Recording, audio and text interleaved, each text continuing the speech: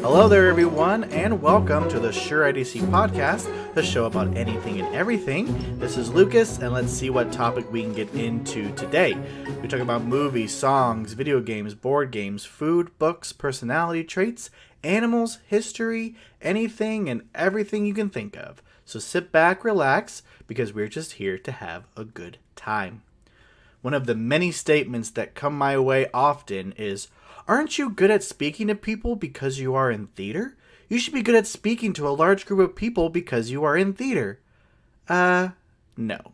I can safely say that that is not the case. Today we are talking about the similarities and differences between theater and public speaking. To have this conversation with me today, he is back yet again for another episode, and that is Blake. How you doing today? Hey, how's it going, everybody? Great to be back on this fantabulous program known as the Sure IDC podcast. Whoop, whoop. Thanks for being on the show. I think the last time you were on, we were talking about live action versus animation. Yes. Did you end up not to just derail this whole episode, but did you happen to Previously on Sure IDC. previously a couple episodes ago? Did you happen to watch The Little Mermaid?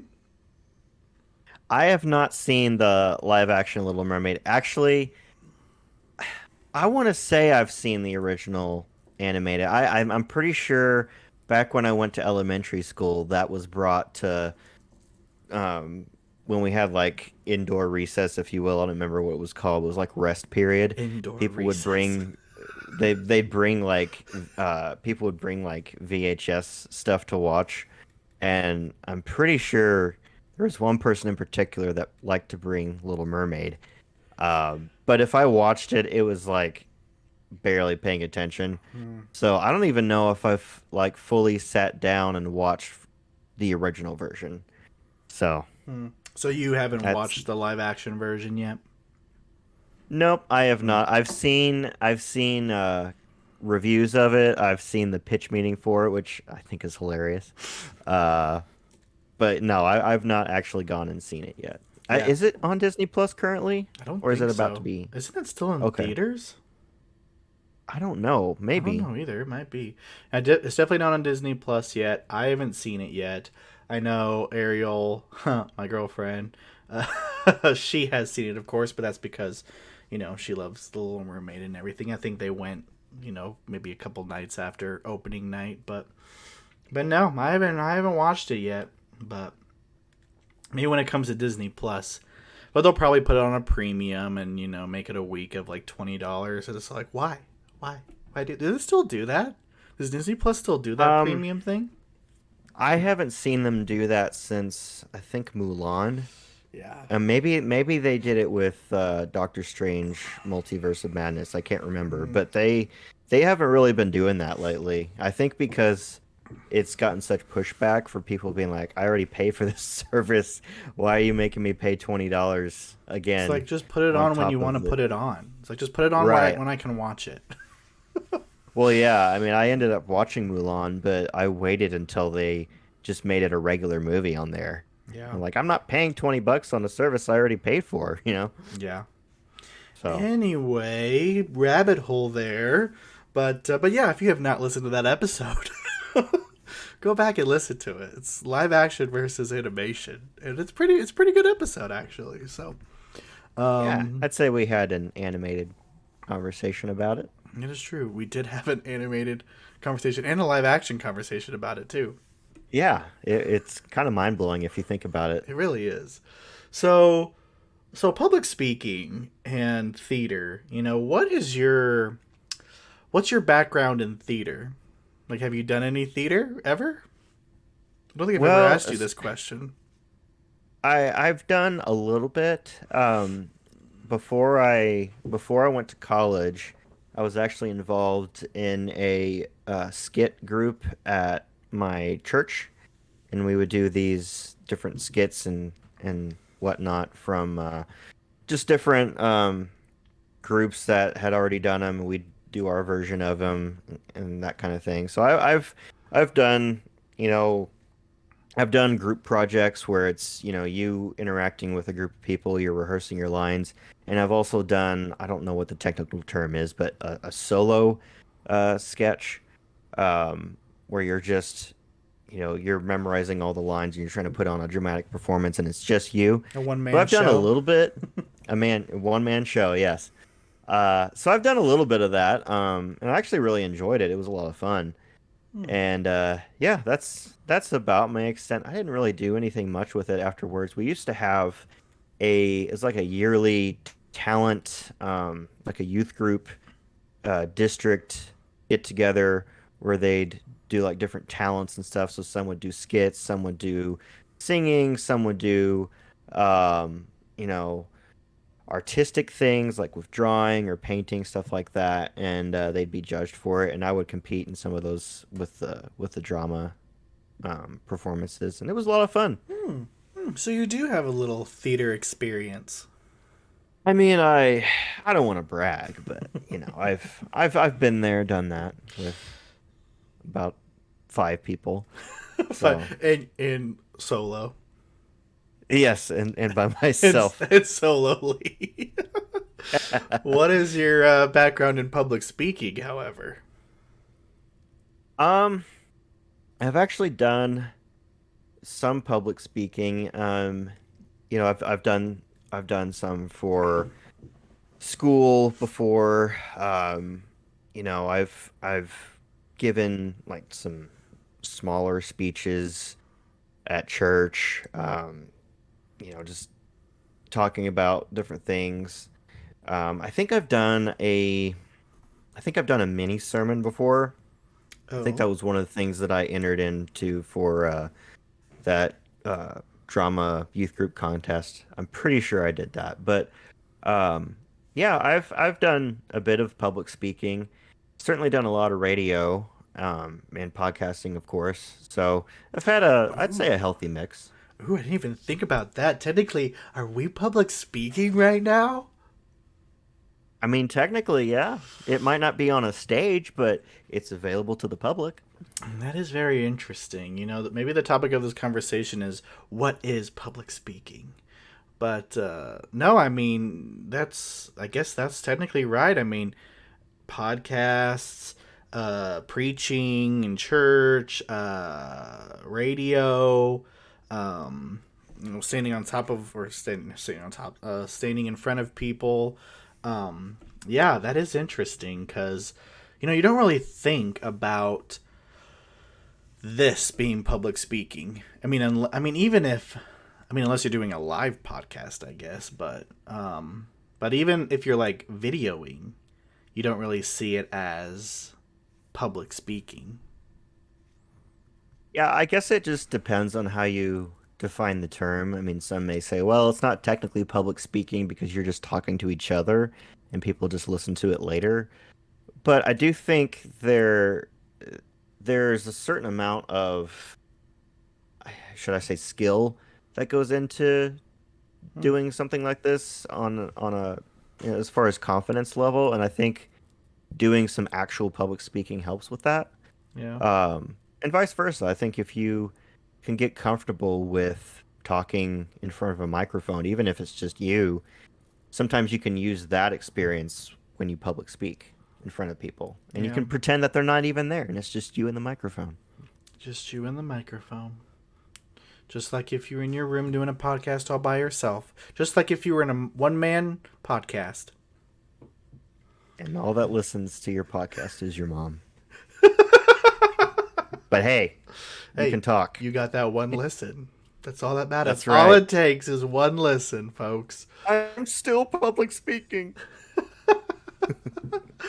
Well, as people know, obviously my background in theater, I've done theater, no schmo, theater, whatever. Just everyone knows that I've done it. And public speaking. What? What? You? Me, who does theater reviews and musical reviews and everything? Um, of course, my background in public speaking, I mean, I mean, it really just comes down to if you consider public speaking and theater the same thing. Because if you do, I am great at public speaking. If you don't, I might not be the best at it.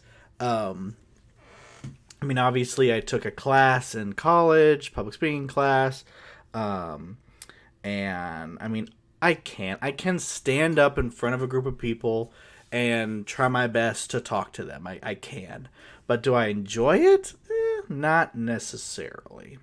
So I guess I really don't have a lot of background in public speaking in that sense. If you want to consider public speaking as standing up in front of a large group of people in the same space as public speaking. But, I mean, if you consider this public speaking, then, well, yeah. Really, we just need to get you in front of a live studio audience, and then we can really see what you're made of.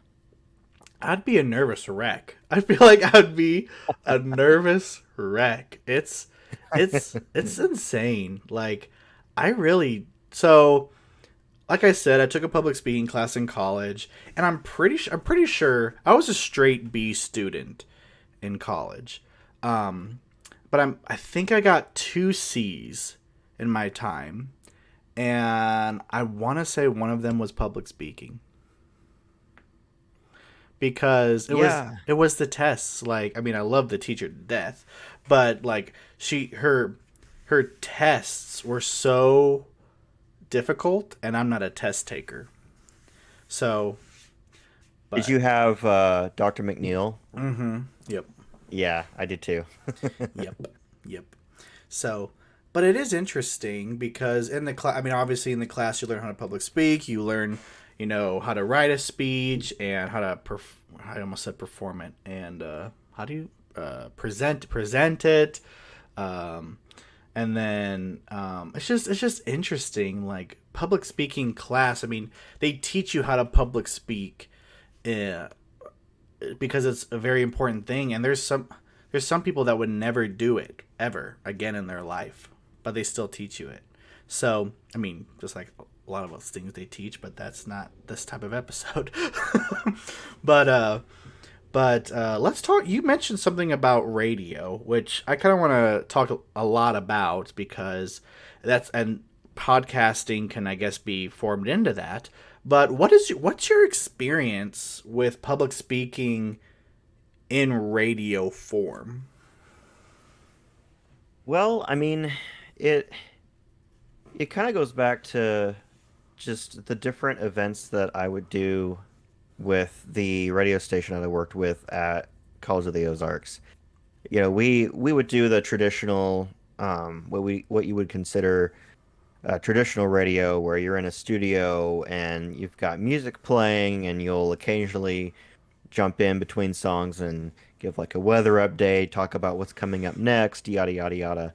And we'd have regular radio programs. Each person would that would air live on the station. So that was something that definitely gave me practice with learning, like building my craft, trying to figure out, okay, how do I want to present myself when I'm on the air? Because yeah, it's primarily audio, right? You're not watching someone on the radio, but Mm-hmm. in many ways, it's just as much of a performance as theater, because you're enunciating your words a certain way. You're trying to put emphasis on certain words or emphasis on certain points, Mm-hmm. and you're moving your hands around, you're getting animated, and it just kind of helps draw out that personality. So doing a show like that by yourself and with other people really helped with that too. But I'd say another thing that was really fun to do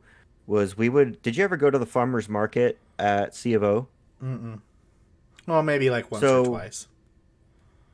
yeah, so what we would do typically during the summer when we didn't have classes is each week, I believe it was once a week, either every Thursday or Friday, we would take some equipment down there and hook a few things up, and we'd actually broadcast from farmers market. So we'd interact with people there. We'd talk about what's happening at the farmers market. What did the chefs cook for people on the stage, that kind of thing. There was just Mm. different stuff that happened. So um, yeah, I think that really helped with just developing that sense of interaction with other people, with people that are next to you, because I don't know, I find it easy sometimes to do a show by yourself, but sometimes if you have somebody with you, it can be easy, but depending on who it is, or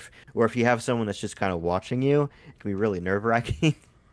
Yeah. So practicing with that, getting used to people listening to you talk, especially if you have someone who is critiquing you afterwards, like giving you feedback on, okay, how do you do this better? It'd be kind of Hmm. nerve-wracking, but I think the more you do it, it's kind of like theater. The more you do it, the more you just go for it, even when you're nervous. It just kind of Yeah. helps. It doesn't necessarily take the fear away, but it does help you push forward. Yeah. Yeah. I mean, I guess it's just the way you think about it. Like when you're on the radio, do you like does it ever I mean, obviously it occurs to you, but do you ever think, "Oh, I'm talking to people right now. Like people are listening to me." Or are you just doing your own thing, saying what you need to say and don't ever think, "Oh, someone's actually listening to me." I think that's something that I had to train myself on is, even before I went to C of O, I knew I wanted to do radio. And so I would listen to these people that do it professionally. And once in a while they were doing their show, once in a while, they would give advice on, how they got in the industry, what they did to hone their craft. And I think something that I made sure to make important to me is the idea of when you're speaking, even if it's just you and the microphone, speak as though you're speaking to somebody, like they're there Mm, listening to you. yeah. Because to me, it's hard to explain, but if you're on the receiving end of it, you can kind of tell when someone is speaking to you and when someone's speaking at you, or when someone is just kind of they're just Mm, talking, but they're not really connecting. There's a way to connect with people. Sometimes it's just with analogies, sometimes it's with, asking rhetorical questions in a way that makes it sound like they're asking you directly. yeah. Um, and so there's different techniques to do, but yeah, for sure. I think one of the best ways to to do radio podcasting, whatever it is, public speaking, speak as if you're talking directly to someone, even if they're not there in the room, Mm, because you can connect to that even if you're not listening to it live. yeah. Yeah. That's interesting to me because obviously for the podcast, and I've done some radio. I mean, I've been on the radio before, but I don't think of this. I mean, of course, I think of the people listen. I think of the listeners. I think of you guys listening right now. What's entertaining, what to talk about. I mean, not entertaining in the sense of entertaining, but like what's useful information, what's good information, entertaining in that sense, and of course, entertaining in other senses as well. But I don't sit here and think that, oh, people are listening to me right now. I don't know if that makes sense at all, but in my Right. mind, I'm thinking, oh, hey, I know people are going to listen to this, hopefully, but I'm not thinking about speaking to people right now. I'm thinking about the conversation that we're having, Hmm. and kind of incorporating them into the mix. But really, it's just kind of you and me chatting up about this topic, that type of thing. But Right. And I think it kind of depends on, especially with podcasting and radio, it kind of depends on what you're doing on the air.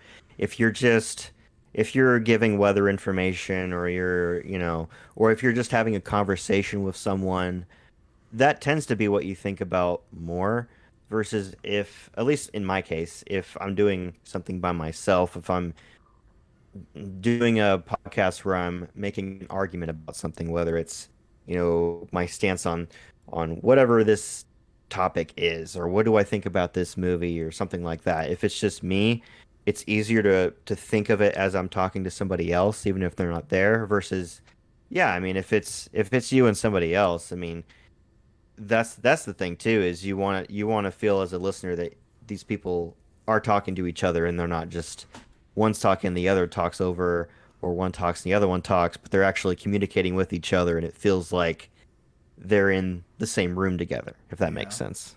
Yeah. Yeah, that is super. I mean, I've done radio sometimes. I've been on the radio for for theater stuff, promoting theater stuff, and then recently, the last time I was on the radio was actually it was with the local radio station, promote their podcast website that were starting, and I was kind of curious about a way to advertise and stuff, and they were just kind of like, yeah, come on in and let's talk about it. And then all of a sudden they had me on the air talking about it, and I didn't think about it for a second. I didn't think, oh, people are going to listen to me, people are going to hear me. But the reason I kind of brought that story up was because I wasn't nervous. Like, I was just like, oh, I kind of just jumped in. Like, it wasn't planned. Like, they were like, oh, hey, you want to come on the radio? And I was like, yeah. Then like 2 seconds later, I was talking on the radio. But one of the things that I did, especially when I first started the podcast, was I wanted to bring in people that might have been a little uncomfortable, maybe in some senses, because maybe get them, whether it be get them out of their comfort zone or whatever the case may be. But there were a lot of people early on, and even with new people still now.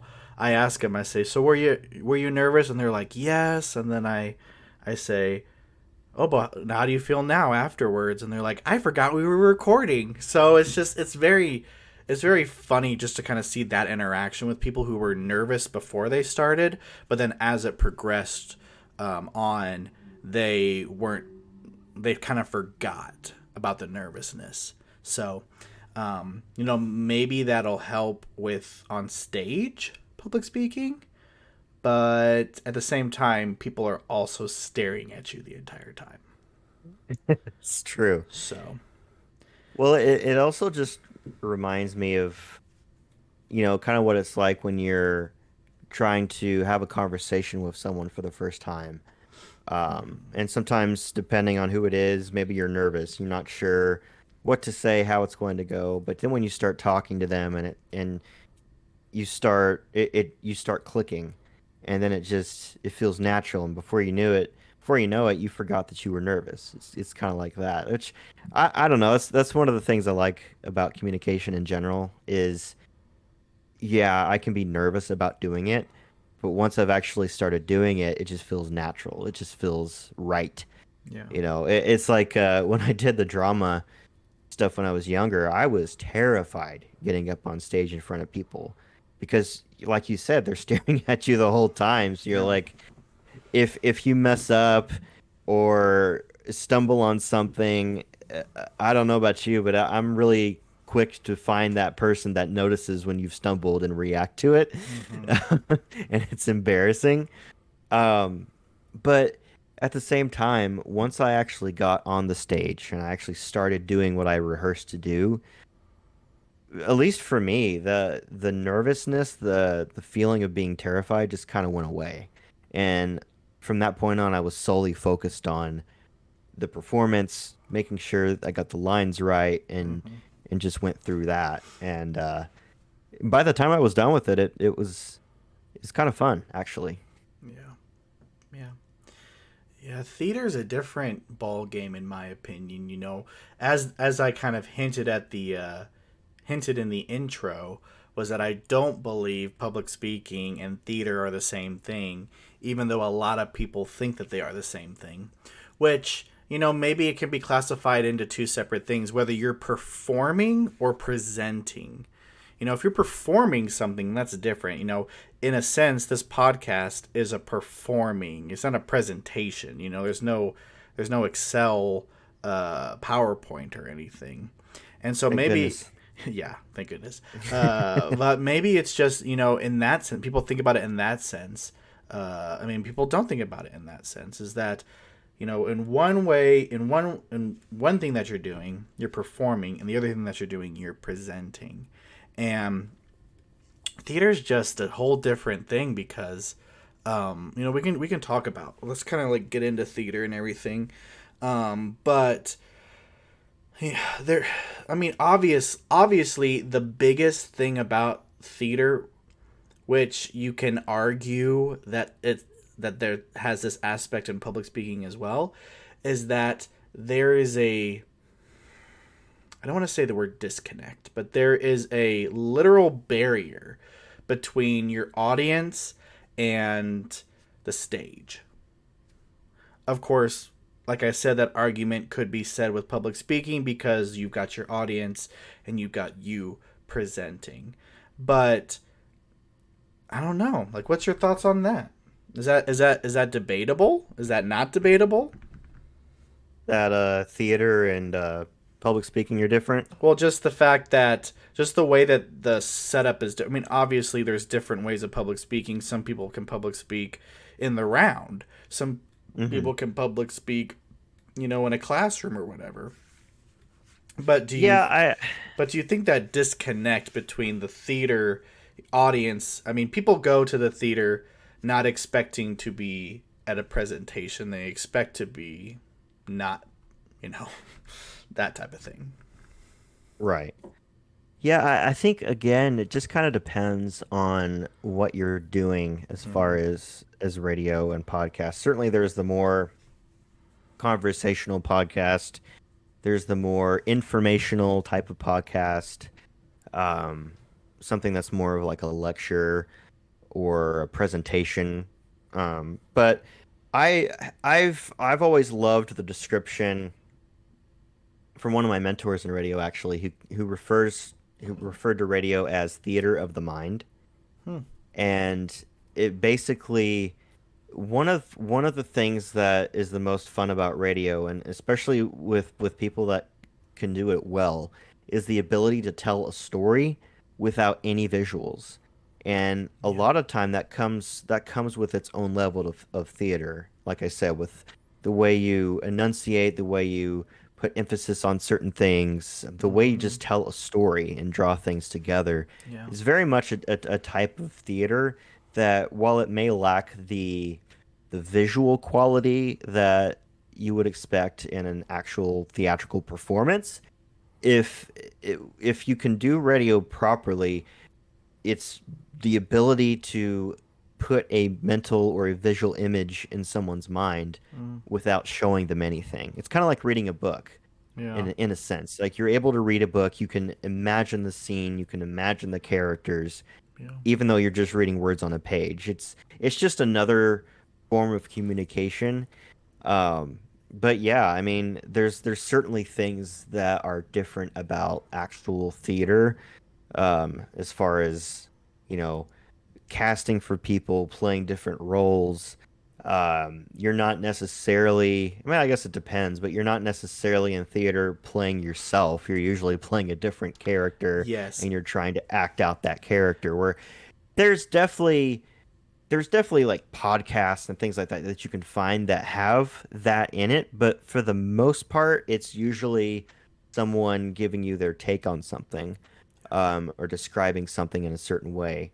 So yeah, I mean, I definitely can see the difference there. And plus, there's some like physical training almost that goes into theater, as far as, especially if there's like musical pieces or there's like dances, hmm, or you've got to, you know walk to this section and do this or do that with your hands, and just kind of depends on what you're interacting with, like a table or some sort of set piece, something like that. So yeah.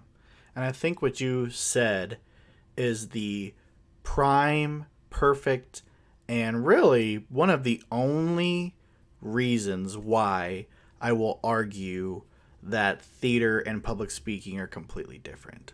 And that is because in one, you are yourself, and the other one, you are not yourself. You're portraying a character, a caricature, a whatever. You are not the person that you are portraying. I mean, yeah, you could be. There's method acting and stuff like that. You talk about that forever, and there's typecasting and stuff like that. But in at the end of the day, you are not the person that you are portraying to people on stage, which usually in public speaking, you don't have that barrier. You don't have that, oh, I'm portraying a character. You are yourself. And I think that's one of the biggest arguments about it, with saying that they are different, because one you're yourself, one you're not. And that's really what it comes down to. Yeah, unless you're doing like a public debate where you're trying to represent one side and something like that. But yeah, I mean, it just depends on what you're doing. But yeah, there's certainly differences. Yeah. Yeah. Well, and I was gonna mention, just because you went back to radio. I mean, there's even like radio programs. Like every year they do the Christmas story on, or a Christmas Carol, or what's the one? What is it? What's it called? It's the what's the one where every time an angel or bell rings? What's that one? Oh, I even did it. It's a Wonderful It's a Life. Wonderful Life. They have those as radio programs every year during Christmas. And Yeah, or maybe, think of oh, sorry, go ahead. oh, maybe just like the local theater group has, went to the radio station and they, you know, put put that on. I used air quotes there. Yeah. Well, I mean, did you ever grow up listening to the Adventures in Odyssey on the radio? Oh no. So that would be an example, I would say, of combining the two, of combining theater and radio, because Hmm. those were actual broadcasts that aired on the radio that you can still listen to, I think. I don't know where you can get them, Hmm. but yeah, where they are actually putting on a performance of the characters that you would watch on the show, but it's made in radio form. Hmm. And there's things like that too. There's other examples that we could use for that, but suffice to say, there's a wide variety of different ways to communicate with people. Yeah. It's a never-ending thing. Yeah. Well, and I guess I didn't even think about it, but I was trying to think of the best way to figure out, with the whole theater thing of the separation of the audience and the people on the stage, is I guess there is a not a literal but a figurative wall between the, they're taught we're taught that there's a wall between the audience and the stuff happening on stage. I mean, even the proscenium is like in the shape of a TV that's like, oh, this is where all the action happens, and like you're watching a TV or whatever. But there literally is a figurative wall, the fourth wall. People say, oh, they broke the fourth wall. Oh my gosh, they're talking to the audience. Even then, I mean, yes, they're talking to the audience, but even then, they technically didn't break. Like, they're not themselves all of a sudden. It's like they're, I mean, unless the show calls for that, but but still, still at the same time, that, I mean, unless it's an improv thing, but that person is not portraying themselves when they're breaking the fourth wall, because it's still, maybe that person is super nervous and they still did it because it's acting. It's acting. So, but it's yeah, there's just something about it that there's that disconnect. I guess, I mean, and that's the thing. I don't want to say the word disconnect because you don't want that disconnect between the audience and the person performing on stage, because if you have that, well, then you're not a very good actor.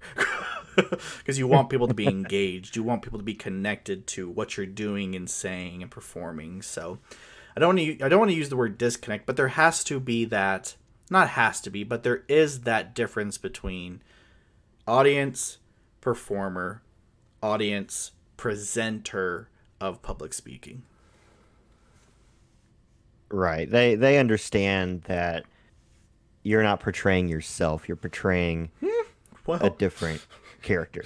yeah. Yeah, hopefully, hopefully, Hopefully, I folks. mean, If you've ever watched a show and you're not a theater person, I don't know why you'd be listening to this. Maybe you're a public speaking person, but but if you ever truly, I mean, you know what? Theater people are theater people.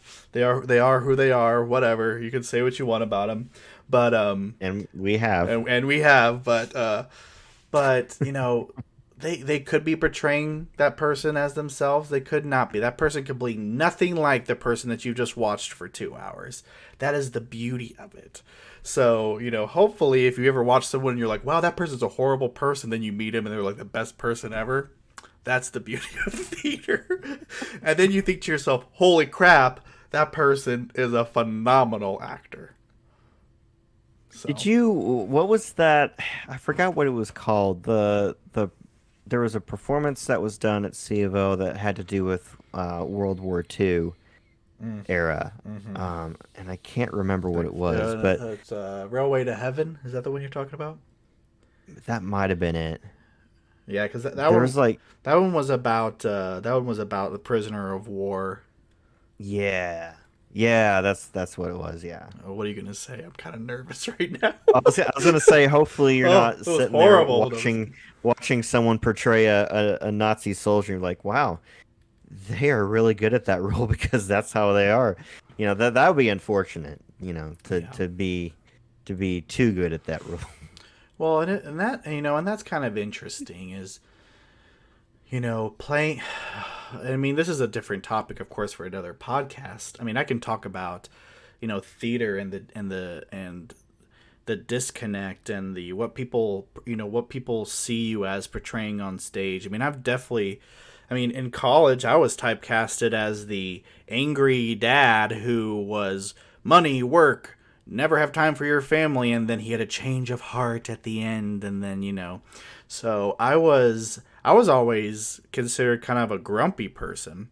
And I mean, don't get me wrong, I am a grumpy person, but Yeah, but yeah, you are. like it's so strange how people see you on stage and then how you are in real life. I mean, you are not the person that you are on stage. It's fascinating, and you can definitely have a conversation, even a podcast episode, just about an actor's viewpoint in that scenario and an audience viewpoint in that scenario. But you're exactly right. Kind of circling back around, those the kids that performed as Nazis in that movie or in that show, they were always so nervous. They were always so nervous about greeting the people afterwards because a lot of them, were veterans, whether they served in World War II or not, and they were always so nervous about meeting the public afterwards because I mean that is the thing, you do something on stage, and I mean obviously it's not real, but whether it comes to fighting someone or hitting someone, obviously not actually hitting someone. I mean, yes, it does happen, but it's all cleared and all safe, folks. Okay, it's all okay. But yeah, it is interesting to just see that disconnect. I guess I'm using that word disconnect again, but I'm not using it in the sense of disconnect of the audience to the performer. It's the disconnect of realizing that the person on stage is performing and not that actual person. Right. So, don't get me on a soapbox, Blake, because that is definitely a topic that is for discussion. Because I never realized, as a performer, you don't realize that people actually think that way. That people actually think that you're that person on stage. If okay, I've got to stop. I gotta stop. I gotta stop, or else I'm gonna be on this. Woo! Okay, I gotta stop this because I'll be on this for an hour, and we'll be like, so public speaking. So but no, there is circle back, Lucas. Don't go down that rabbit hole. It's too deep for you to crawl back out of. But That's yeah, what she said. Office reference. But no. It's interesting because as a public speaking, as presenting, you want that person. You want to be yourself presenting because that helps you connect with who you're presenting to. While in theater, you want that, portraying another person to connect with the audience. So, oh man, that was scary. We could have been bad, Blake. It could have been very Oh, bad. could have been really bad. That Yeah. rabbit hole could have been bad. I've never had a rabbit hole that I couldn't get myself out of. That might have been the one. But oh my gosh, that's so funny. So, I kind of want to talk a little bit about one particular thing, and it's not necessarily similarities. It's consistent things that are common in all areas. And one of the things I'm kind of want to talking about first is nervous tics. Have you ever been watching someone perform or watching a presenter and notice like nervous tics? Yeah, yeah, I have. It's awkward. Oh, it's It, awkward. it is. Really? What is it? Do you know? I mean, just sitting there and you can tell the person's kind of nervous Mm-hmm. when they're speaking. You can kind of hear the cracks in their voice. You can kind of see the sweat even from all the way in the back. Um, you can almost feel the heartbeat from that person. Yeah. Um, So it's understandable. I mean, I've certainly had those moments myself where I'm speaking and I get really nervous, even if I've memorized everything, it's still kind of nerve-wracking. But Yeah. yeah, I've seen it. I mean, I don't want to share my nervous tics. I bet people who have listened to every episode kind of know what my nervous tics are. Um, but you feel, and I know what my nervous tics are too, and I try my best to not do them. But even as something saying the word like or or you know stuff like that is kind of hard to. I mean, have you ever heard someone even just talk normally and say like 100 times? It's one of the most annoying things I think in the I don't want to exaggerate, but probably the history of mankind. Um, when someone overuses like, uh, Mm, nah, it's something I guess you get used to. I don't know how far back generation wise this goes, where people use the word like so much, but certainly for our generation is pretty common. And it's one of those things where especially when I was training for radio, I really had to work on that. mm-hmm. My big one is that's the thing that I struggle with the most. Usually if I'm doing something by myself, I'm a lot less likely to do that. But if I'm talking to someone, it goes back to just talking to someone in person. You just resort back to those old bad habits of using filler words when you don't need to. So yeah, it's just something that I had to just really train myself on when I'm broadcasting. But Yeah. certainly nervous tics for me is saying or I don't know, maybe the way I move my hands, like maybe I know I got critiqued once because I think I had a jacket on or something when I was giving the Mm, performance, and I would constantly put my hands in my pockets, mm-hmm. and that was definitely a tick. Yeah. So I had to work on that, but it's kind of interesting when you learn because you don't really think about it. You just kind of do what comes natural to you, and then afterwards are like, man, you need to stop doing that. Okay, It's like, did you sorry. know what you were doing? That's usually what happens in theater. They, Yeah. they do the scene, and then the director usually walks up to the person and they say, "Do you know what you were doing?" And usually the actor or actress is like, "What are you talking about?" And they either know they have a nervous tick already, or the director is telling them they have a nervous tick, and which isn't bad. There's nothing's bad about having a nervous tick. It's just learning how to stop that from happening when you do get nervous. I think, to be completely honest with you, I don't know if I'm going down another rabbit hole. I'm not getting on my soapbox again, but I don't consider a bad nervous tick because I mean, yes, you need to know what you're gonna say before you say it, and there's no filler words and blah blah blah blah blah. But at the same time, at the same time,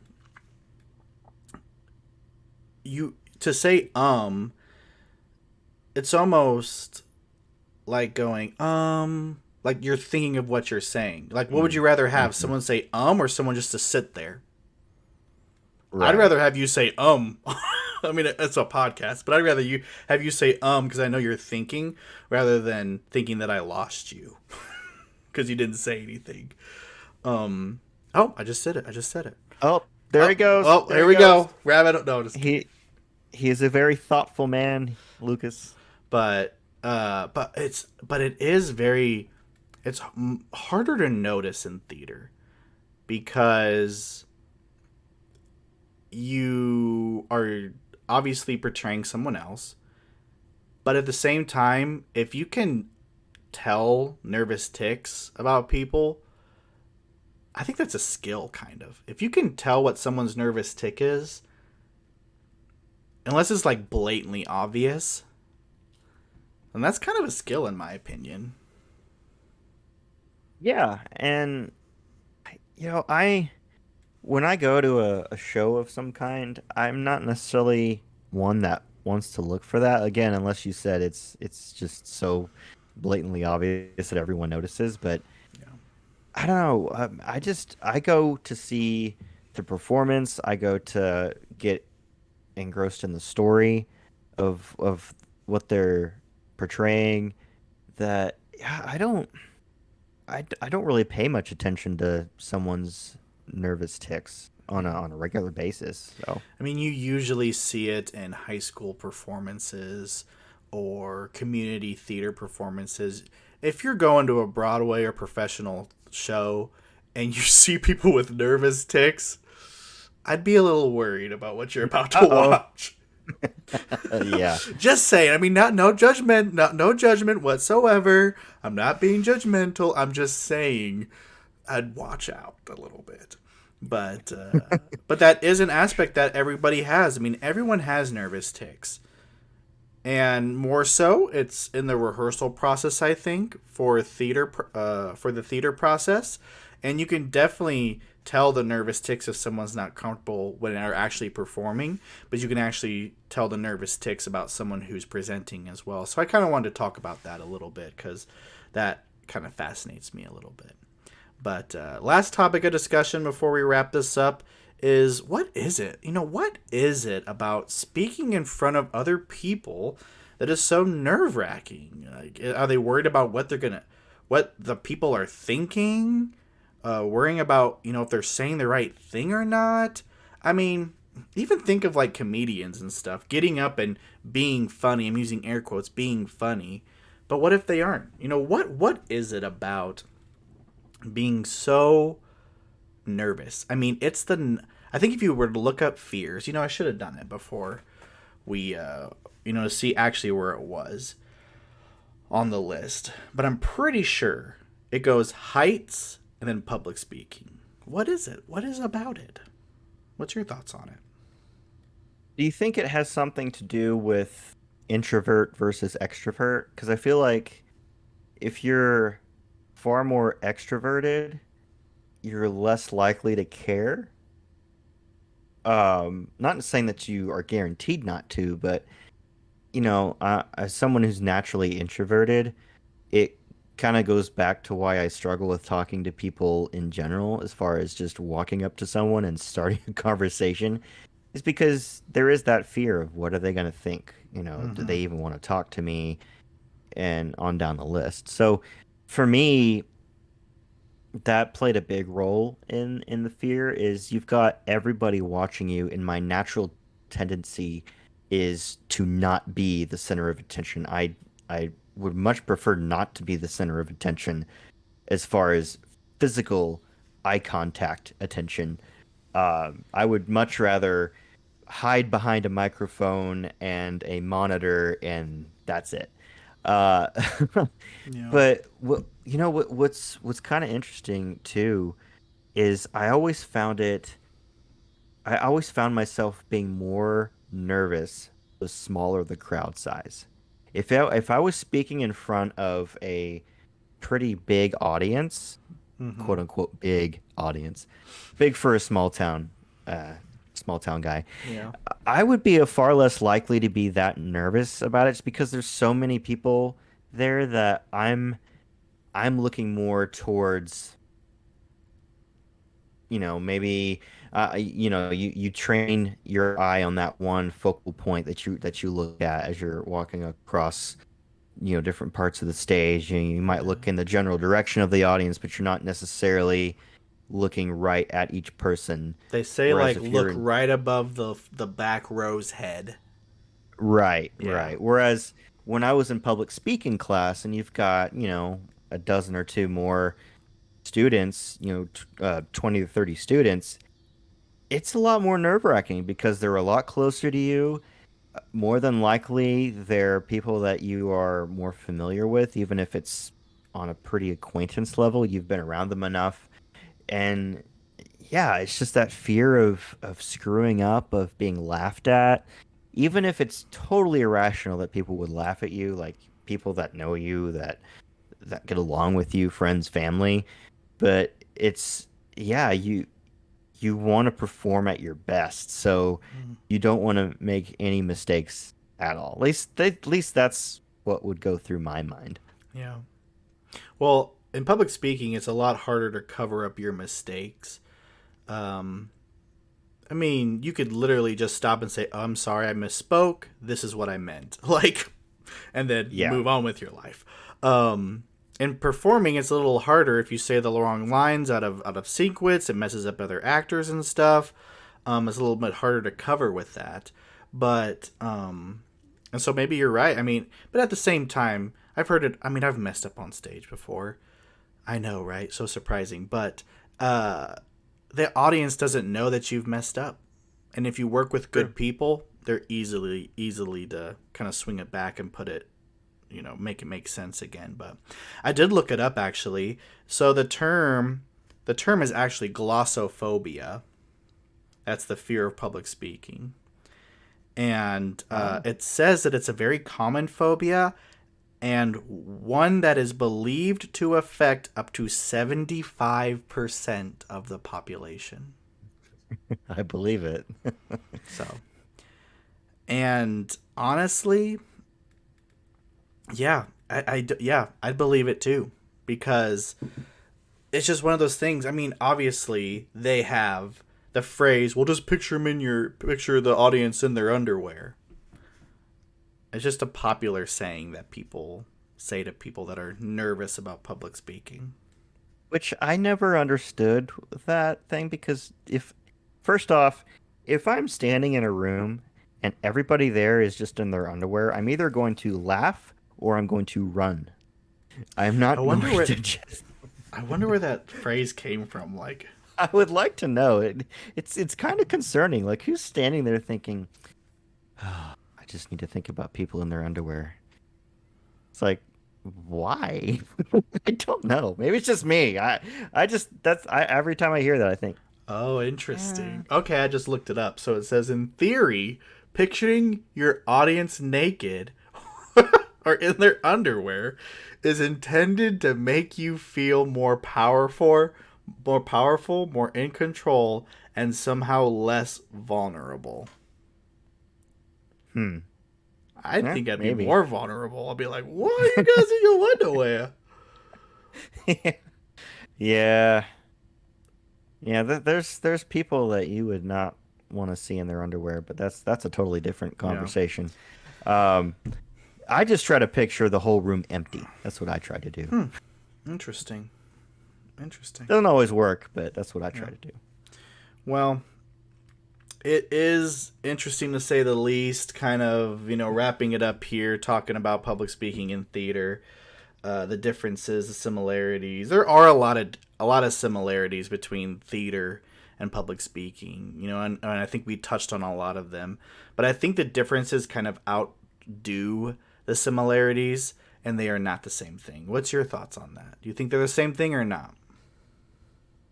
I think they share a lot of the same level of talent, a lot of the same level of, just the level of practice you put into it, the skill involved. You can take it as far as you want to with public speaking. You can make it a lecture. You can make it a dramatic uh, tale of something to illustrate your point. But yeah, I mean, there's certainly similarities and differences between the two, but I think in some ways they complement each other. You can use theater to elevate your speaking abilities, and obviously, if you're working on being a better speaker, that'll certainly help with your theater performances. Yeah, I agree with that. I agree. I agree. There are different types of public speaking, if you want to say that. There is a version of standing up in front of a group of people presenting something, speaking to the public on the radio, or even performing in a show on the stage.